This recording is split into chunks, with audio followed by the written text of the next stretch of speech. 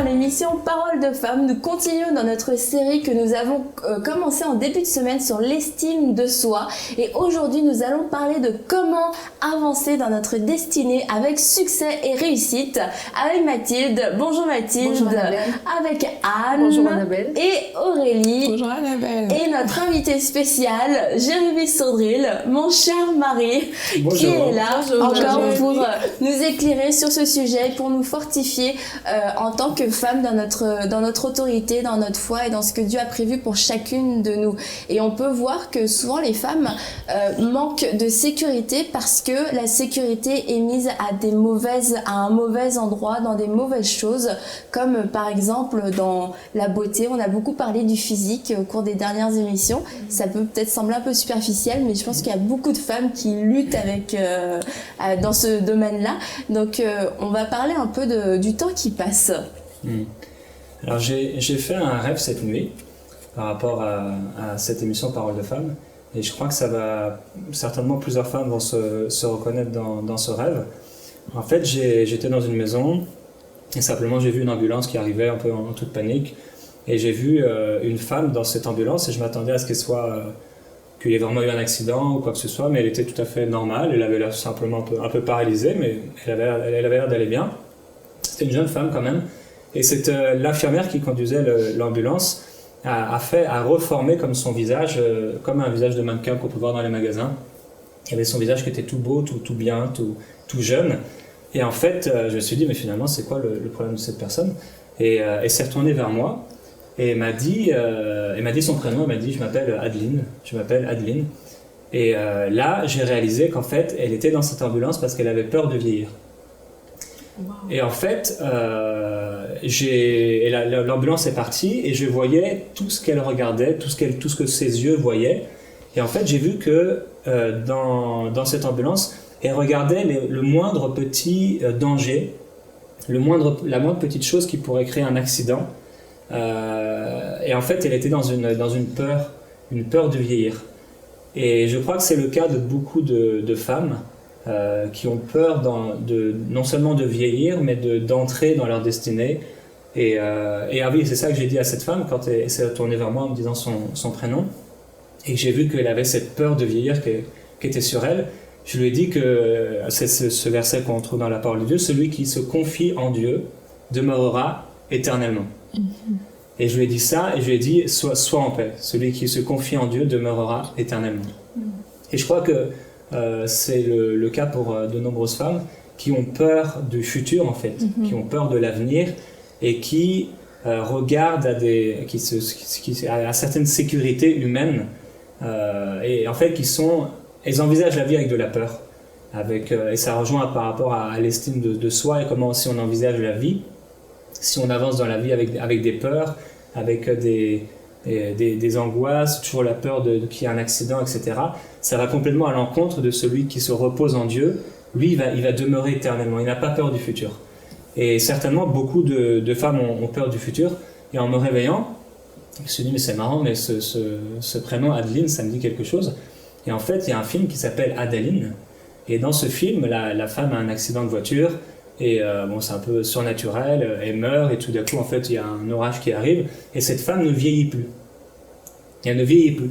Et en fait, les années, les siècles passent sans que cette femme ne vieillisse. Et finalement, au bout d'un moment, elle réalise qu'elle tourne en rond, elle n'accomplit rien du tout, parce qu'elle ne vieillit pas, elle n'avance pas dans la vie. Et finalement, elle réussit à réinverser le cycle, et c'est seulement quand elle recommence à vieillir que là, elle s'épanouit, et c'est là qu'elle est heureuse. Et je pense que plusieurs personnes sont comme paralysées, plusieurs femmes sont paralysées, parce qu'elles ont peur de l'avenir, elles ont peur de vieillir. D'ailleurs, beaucoup de femmes ont peur de finir séniles, d'une mauvaise façon, en tout cas, l'image que le monde nous a renvoyée de la vieillesse, qui n'est pas celle de la parole de Dieu, et ça crée des peurs, ça crée parfois des phobies, toutes sortes de choses en fait qui sont pas du tout bonnes, et ça fait que ces femmes-là vont constamment avoir les yeux fixés sur les dangers. Et les gens qui ont tout le temps peur qu'il arrive des choses, etc., c'est pas des personnes qui peuvent entrer dans leur destinée, parce qu'elles sont constamment en train d'avoir des peurs qui les bloquent complètement, qui les empêchent En complètement fait, d'avancer. le temps est un allié, parce que là, tu parles avec le film, etc. Mais sauf que nous, dans la vraie vie, peu importe qu'on le veuille ou qu'on le veuille pas, le temps continue de passer, nous, on reste, même si on reste sur place, qu'on n'agit pas, qu'on n'obéit pas, qu'on n'avance pas, le temps, lui, va continuer d'avancer. Et en fait, le temps est donc un allié, parce que plus le temps passe, plus on devrait grandir, plus on devrait prendre de la maturité et puis avancer et devenir plus fort, plus forte, plus puissante. Et d'ailleurs, dans les proverbes, la femme vertueuse, ça nous dit qu'elle se rit de l'avenir, parce qu'elle n'a pas peur, elle n'a pas peur du lendemain. Et je pense que ça, c'est vraiment une des clés pour entrer pour avancer dans la destinée, c'est de ne pas envisager le futur avec peur, avec crainte, parce que l'amour parfait bannit la crainte. Et c'est clair que la peur, ça va juste nous faire rester là, parce que on a cette phobie de l'échec.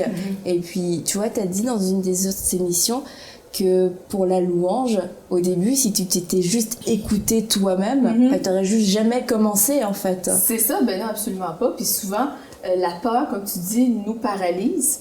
Et on pense aussi, souvent la société projette qu'en vieillissant, ben, souvent on devient bonne à rien, ce qui est totalement un mensonge. Que c'est la dégradation. C'est la le déclin, on n'aura plus de promotion, il ne se passera plus rien pour nous. Et souvent les femmes ont peur de vieillir à cause de ça, parce qu'elles pensent qu'elles vont être finies. Et puis en fait, quand on sait, au contraire, que notre valeur est en Christ, notre valeur est en Dieu, ben moi je sais personnellement qu'en vieillissant, je suis beaucoup plus épanouie. C'est vrai que t'avais hâte d'avoir... Moi, j'avais hâte d'avoir 40 ans. Je n'osais pas dire que tu avais ton âge. Mais c'est vrai, j'avais hâte d'avoir 40 ans. Je sais pas pourquoi, mais moi, j'ai jamais lutté avec le fait... Non, j'ai jamais eu peur d'avoir 20, 25, 30. Ça m'a jamais dérangé. Par contre, il y a des gens dans ma famille qui sont très affectés par ça. Et je sais que c'est le cas de plusieurs femmes. Mais c'est dans le fond, c'est toujours retourner où est notre valeur. Notre valeur est en Christ. Et quand on prend de la maturité avec Dieu, on n'a pas à avoir peur de l'avenir, parce qu'on devient meilleur. On devient plus épanoui en dedans, on devient plus épanoui à l'extérieur, on accomplit les plans de Dieu. Et moi, je trouve ça merveilleux. Pour moi, c'est ça, vieillir en beauté. Et la Bible dit qu'il va nous faire rajeunir comme l'aigle. Donc, je suis assez d'accord avec toi, Mathilde, parce que en fait, du coup, le tout, c'est où est-ce qu'on place sa confiance. Est-ce qu'on la place dans ce que les hommes ont dit ou dans ce que la parole a dit? Parce que une fois qu'on a la parole, il y a un verset comme ça qui me vient, qui dit que le juste croît comme le cèdre du Liban, et même dans ses vieux jours, il porte du fruit. Donc les vieux jours, en fait, c'est pas juste, voilà, on ne sert à rien, mais si on met notre confiance dans la Bible, on sait, quel que soit le temps qui passe, quelles que soient les années qui passent, on continue de porter des fruits, parce que c'est là où est notre part, en fait. C'est comme l'arbre dans le psaume 1 qui est planté près des courants d'eau, peu importe l'âge de l'arbre, il est toujours vert, il est toujours en pleine floraison. Donc, Mais tout est une question d'accomplissement. On recherche tous un accomplissement dans la vie. Et tout dépend où est-ce qu'on va placer notre accomplissement. Et c'est sûr qu'on est dans une génération où l'accomplissement se trouve souvent dans l'apparence physique. Et on en a déjà parlé dans des émissions précédentes.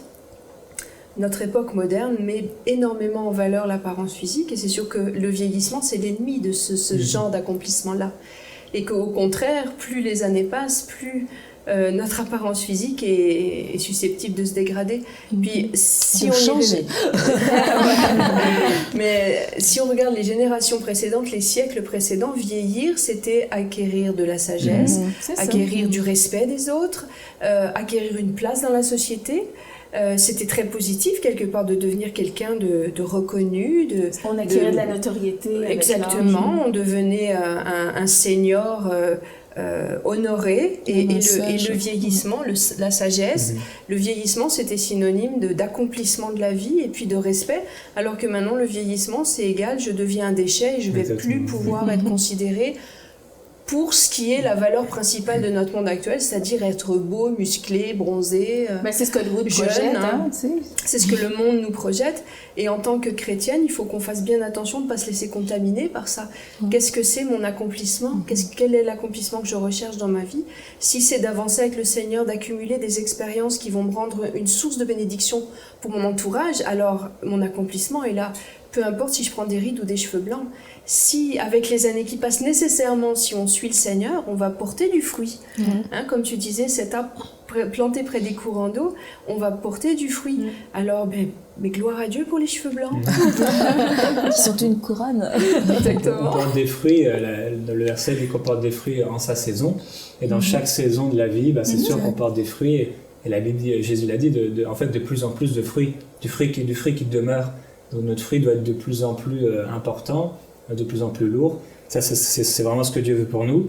Mais le temps qui passe, en fait, parce que c'est vraiment le temps qui devient un ennemi pour plusieurs personnes, ça va en fait affaiblir plusieurs femmes, parce que ça demande de la persévérance, ça demande du courage, ça demande de la détermination, ça demande une pensée qui est forte, on en avait parlé, par rapport à la parole de Dieu, par rapport à la vie, par rapport au futur. Et c'est aussi cet esprit conquérant de quelqu'un qui ne voit pas le futur comme un ennemi, mais plutôt quelqu'un qui va avancer dans le futur. C'est comme un peu au ski. Moi, je suis pas très bon, mais je connais quelques règles. Et au ski, en fait, on attaque la descente et on n'est pas en arrière, sinon on va tomber. Et plusieurs personnes dans la vie sont en train de se mettre en arrière. À chaque fois, elles ont peur d'avancer parce que ça va vite, oui. Comme on dit en québécois, ils avancent de reculons. Ouais. Très belle expression. Avancer de reculons. Et il nous faut avancer vraiment dans la vie sans avoir peur, sans créer des craintes, parce que je suis persuadé qu'aujourd'hui il y a plusieurs femmes qui nous regardent et qui aimeraient être comme cette femme là dans mon rêve et avoir un visage comme ça qui reste toujours le même, qui ne change pas. Mais ne pas changer, c'est ne pas évoluer, c'est ne pas grandir, c'est ne pas croître. Et l'apôtre Paul disait dans 2 Corinthiens 14, il a dit nous avons le même esprit de foi qui est exprimé dans cette parole de l'Écriture. J'ai cru, c'est pourquoi j'ai parlé. Nous aussi nous croyons, c'est pour ça que nous parlons. On a parlé de la confession. Un peu plus loin, il dit c'est pourquoi nous ne perdons pas courage. Et lorsque même notre homme extérieur se détruit, notre homme intérieur se renouvelle de jour en jour. Car nos légères afflictions du moment présent produisent pour nous, au-delà de toute mesure, un poids éternel de gloire. Amen. Et je crois que ce qui est important par rapport à notre destinée, c'est de voir en fait, avoir une vision de l'éternité. Avoir une vision beaucoup plus vaste, plus large que les quelques années qui sont là. Un jour, un frère m'a posé la question, il m'a dit « Mais est-ce que tu as hâte d'être dans l'éternité ?» Et je lui ai dit « Mais je suis déjà dans l'éternité. » Et ça, on est déjà là dans l'éternité. Et si on n'a pas... Et c'est pour ça que la Bible est pleine de promesses et que le Seigneur nous montre des choses, entre autres dans l'Apocalypse, il nous montre certaines choses qui nous encouragent, qui nous boostent.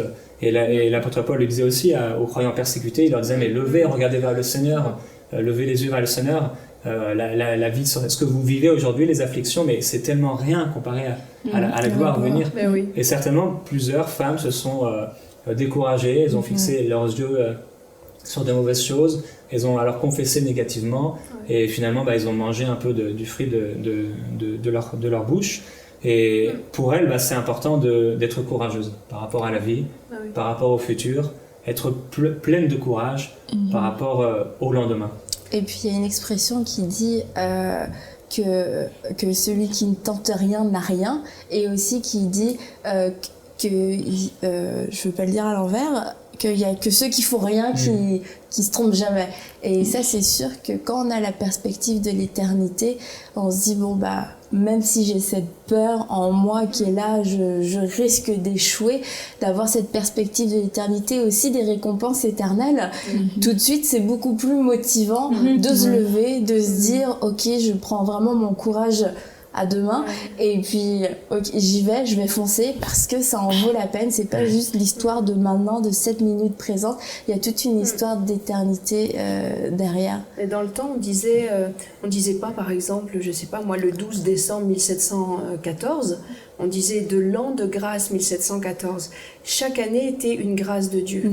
Et le temps était perçu comme une grâce. Si on avait un jour de plus à vivre, c'était une grâce de Dieu. Et je pense que c'est une bonne chose. On l'a perdu, cette habitude-là, mais quelque part, chaque journée qui m'est donnée en plus, chaque année qui m'est donnée en plus, c'est pas une punition, c'est une grâce. Amen. Dieu me fait grâce. Parce que dans ce temps, ça va être un temps où je vais pouvoir peut-être parler du Seigneur à quelqu'un et puis amener quelqu'un au salut. Je vais pouvoir faire des accomplissements particuliers par lesquels Dieu veut me faire passer. Donc si on considère le temps comme un temps de grâce, alors c'est plus une punition de vieillir, ça va, peu importe, ça va devenir secondaire. C'est des saisons d'accomplissement. Exactement. On réalise ça va les plans de Dieu pour notre vie. Et puis on va être content. Moi je sais que mon grand-père refusait qu'on lui souhaite son anniversaire parce qu'il disait c'est une année de plus, je veux pas le savoir. Et j'ai aussi des femmes qui refusaient de dire leur âge. Et je me souviens, on était en visite avec mon mari dans une église et c'était le jour de mon anniversaire. Puis on est en train de parler à d'autres couples à la sortie. Et puis mon mari dit aujourd'hui, on va pas aller manger avec vous, c'est l'anniversaire de ma femme. Et j'ai dit oui, quel âge j'avais déjà? Oui, j'ai 46 ans. Et il y a un monsieur qui m'a regardé éberlué, il m'a dit vous avouez votre âge comme ça vous gêne pas? J'ai un peu plus maintenant, mais c'était... Et il me dit... Non, faut pas que les auditeurs croient que j'ai 46 ans. Du coup, tu dis pas ton âge. J'ai 3 ans de plus. Et cet homme était sidéré parce qu'il me dit, mais moi, ma femme, jamais elle oserait avouer son âge. Je lui dis, mais quelle honte y a-t-il à avouer son âge? C'est pas une punition d'avoir 46 ans, ou 50, ou 55, ou 80. C'est comme ça. C'est comme ça, point à la ligne. C'est une réalité. Et je pense que c'est limite du mensonge de vouloir tricher sur son âge ou faire un peu de chiquet, pas vouloir dire quelle année je suis née, ou rajouter peut-être... mais il y a des femmes, je ne sais pas si c'est plus la génération de ma mère, ou comme s'il y avait une coquetterie dans le fait de ne pas avouer son âge. Mais c'est limite du mensonge. T'as 50 ans, parfait, et puis hein? Je pense que c'est devenu tu l'as dit vraiment, c'est devenu une honte. Parce que les choses dont on est fier, on va le dire. Les gens nous posent des questions sur nos enfants, on est toujours heureux de pouvoir dire ils ont réussi, etc. Mais quand on ne dit pas notre âge, c'est que forcément quelque part on a honte, on veut cacher. Et si on a cette pensée-là, ça montre qu'il y a vraiment un problème de fond. On ne veut pas vieillir et on regarde la vieillesse comme un problème. Alors que c'est une bénédiction. On le voit dans la parole de Dieu, la vieillesse, c'est une bénédiction. Vivre longtemps, dans la bonne santé et dans notre destinée, c'est une véritable bénédiction. Et c'est se rajouter un fardeau en plus parce qu'on parle de confiance et d'estime de soi et il y a vraiment des femmes qui ont souffert d'un terrible manque d'estime parce qu'elles ont été maltraitées, parce qu'elles ont été humiliées, bafouées et il y avait vraiment eu un élément déclencheur et peut-être à répétition dans leur vie. Et en plus de se mettre ce joug de la vieillesse qui est un phénomène naturel pour s'empêcher de réussir, pour s'empêcher de s'épanouir et de s'accepter soi-même et de marcher dans la confiance, c'est vraiment, on s'en rajoute quasiment volontairement et on accepte tout ce que la société veut rajouter sur le dos de la femme, alors que ce temps qui passe, dont on parle, ça peut être aussi un temps important de consolation, pas d'apprendre à vivre. On a parlé déjà des blessures intérieures dans cette émission, mais de pas apprendre à vivre avec ces blessures, de vivre avec ce mal-être et ce manque de confiance, de cacher ce manque de confiance, mais d'utiliser ce temps pour être guéri, pour être consolé et pour pouvoir avancer et sortir de cette étape et marcher comme en femme courageuse, comme tu en as parlé. Et tu sais aussi dans la parole, les doyennes, les femmes plus vieilles, aidaient les jeunes femmes aussi, étaient des modèles. Donc ça devrait être un plus pour la femme vraiment de vieillir en beauté, en stature, en inspiration, en sagesse, pour justement inspirer les jeunes filles à être un modèle de piété, de sainteté. Puis il y a tellement d'incertitudes, la jeune génération, on va dire les moins de 30 ans comme Aurélie, il y a tellement d'incertitudes, on ne sait pas si notre couple va durer, on ne sait pas si on va garder notre travail, on a de plus en plus d'incertitudes qui grandissent dans notre société. Dans le temps, tu te mariais, tu étais sûr d'aller jusqu'au bout avec, ou alors vraiment, un cas rarissime. Quand tu commençais un travail, tu rentrais dans une entreprise pour ta vie entière. Et maintenant, c'est plus le cas. On a une incertitude permanente, on est dans un monde qui bouge en permanence et ça provoque beaucoup d'insécurité. Donc de voir quelqu'un qui, comme tu l'as dit, a traversé les années, fidèle au poste, toujours là, toujours dans le Seigneur, toujours fidèle, c'est un puissant encouragement pour les plus jeunes. Ouais. Moi, c'est... Tu voulais dire, Mais en fait, moi, ce que je pense aussi, c'est que le fait que la société ait établi comme des processus, genre à un certain âge, on doit être marié, après un certain âge, on doit avoir des enfants et tout, ça a permis que les personnes perdent confiance en elles et ces personnes n'ont pas forcément cette valeur intrinsèque qui leur permet d'être définies par la parole. Du coup, les jugements, on est ouvert un peu à toutes sortes de jugements et on n'a plus cette facilité de se positionner face à tout ce que le monde nous propose aujourd'hui. Et on retombe pas dans le cadre, en fait. Voilà, et c'est déstabilisant, en fait. Donc, c'est sûrement une des raisons pour lesquelles aussi plusieurs personnes ne veulent pas vieillir. C'est qu'on sait que plus les jours avancent et plus les jours sont mauvais dans le monde. Ah oui. Et la Bible dit que dans les derniers temps, les gens seront égoïstes, fanfarons, amis de l'argent, etc. Et certainement, quelque part dans la nature humaine, en dehors de Christ, a peur d'aller de l'avant parce que, et c'est de plus en plus d'ailleurs le cas, les gens savent que les temps qui viennent, ce sont des temps de chaos et de désolation. Oui, c'est vrai. Et certainement dans le cœur humain, qui a la pensée de l'éternité, il sait que les temps qui viennent ne sont pas positifs. Donc en dehors de Christ, c'est difficile. Ça va demander beaucoup de courage. Mais gloire à Dieu, en Christ, il y a possibilité vraiment de voir notre destinée d'une façon excellente. Et par rapport aux personnes plus âgées, on en parlait, je sais que moi, c'est quelque chose qui, dès ma jeunesse, j'ai toujours aimé voir des personnes vraiment âgées dans l'église qui servaient Dieu. J'ai parlé de cette Madame Ricard, là, c'était un exemple. Ça a été un couple de personnes quand même d'un certain âge, ils avaient un peu plus de 80 ans. Ça a été des modèles pour moi pendant plusieurs années et j'aime tellement voir. J'étais il y avait un enterrement dernièrement dans une église et il y avait une mamie qui était là et j'ai été à côté d'elle, elle avait l'air gentille, tout ça. Et quand elle me parlait de sa foi, quand elle me parlait de comment elle était avec le Seigneur, elle avait plein de témoignages et j'étais tellement encouragé. En fait, quand je me retrouve dans des endroits comme ça avec des chrétiens et que je vois des personnes âgées, souvent je vais aller vers eux parce que, en tout cas ceux qui marchent vraiment avec Dieu et qui sont dans la foi, parce que j'aime voir des gens âgés qui sont pleins de zèle, pleins de foi, pleins de vigueur, qui aiment le Seigneur.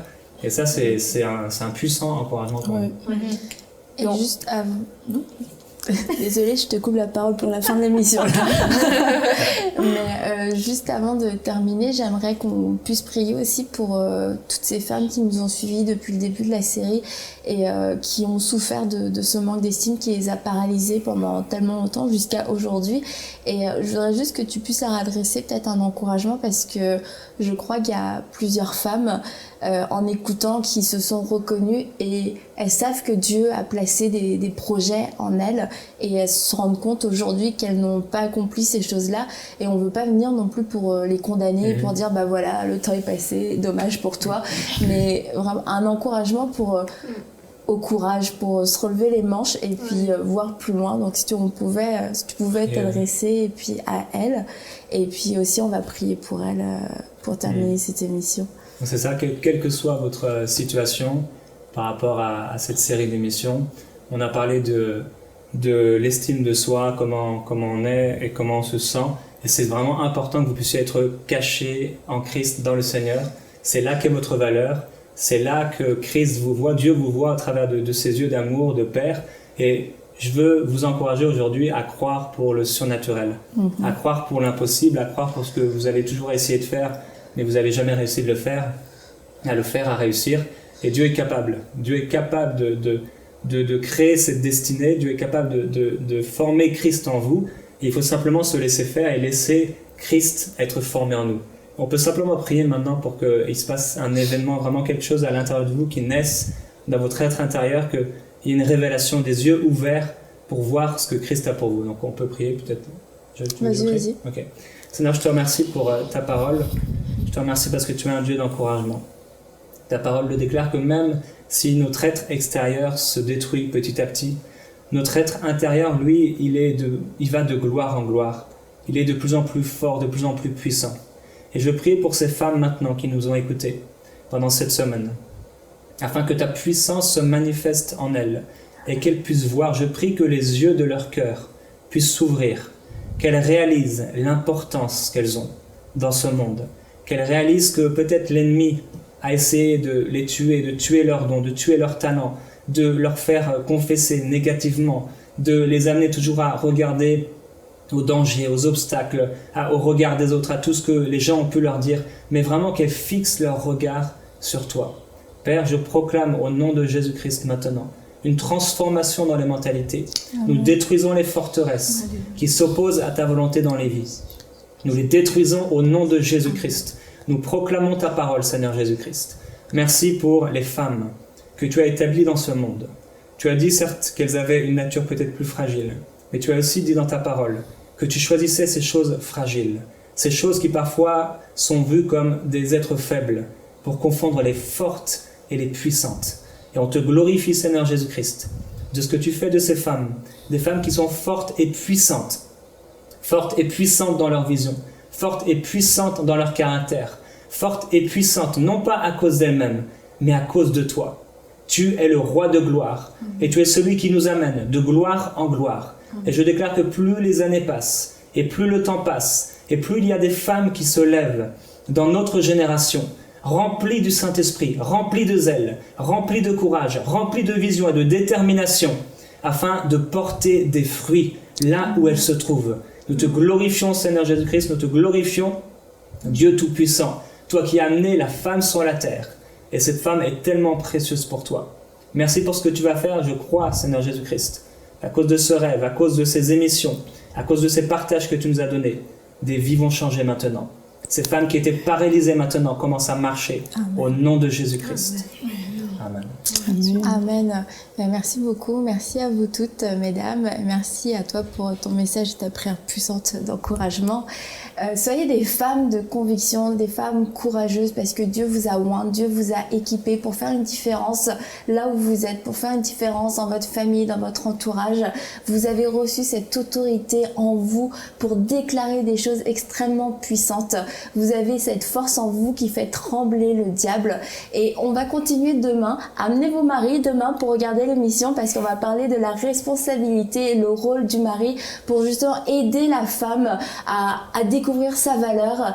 Mais je voudrais juste, pour finir l'émission, ces émissions, c'est comme pour allumer une lumière chez vous, que vous voyez, que vous avez vu peut-être l'état dans lequel vous étiez, vous avez démasqué la stratégie du diable, mais maintenant que l'ennemi a été démasqué, l'ennemi s'en va, l'ennemi quitte vos vies, l'ennemi n'a plus rien à faire, et c'est le temps juste de vous lever et d'agir, de croire la parole, tout simplement. Donc on vous dit à demain pour une prochaine émission de Paroles de Femmes, et merci de nous avoir suivis.